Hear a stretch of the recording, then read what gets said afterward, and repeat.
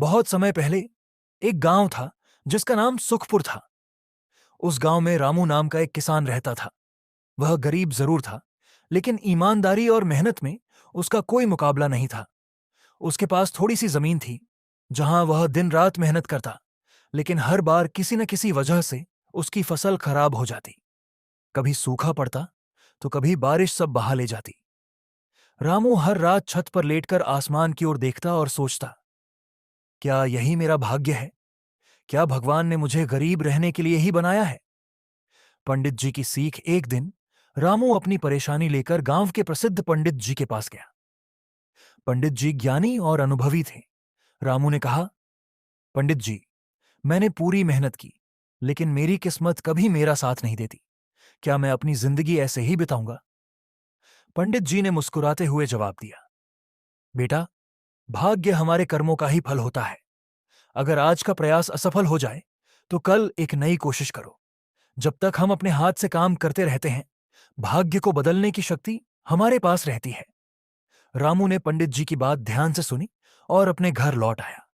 उसने सोचा, अगर मेरी किस्मत नहीं बदल रही है, तो मैं अपने तरीके बदल कर देखता हूं।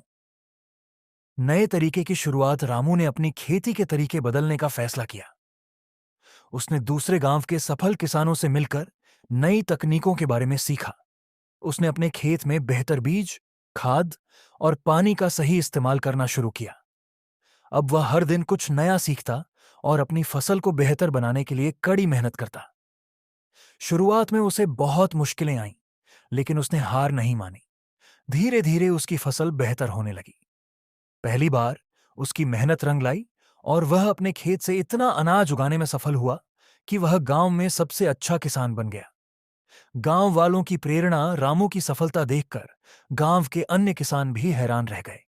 उन्होंने रामू से पूछा, भाई, तूने ऐसा क्या किया कि तेरी किस्मत चमक उठी?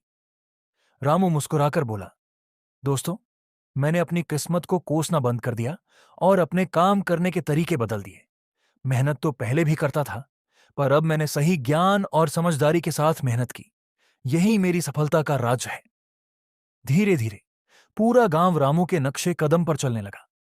पंडित जी ने जब यह देखा, तो वे खुश होकर बोले, देखा बेटा, भाग्य कर्म का ही दास है।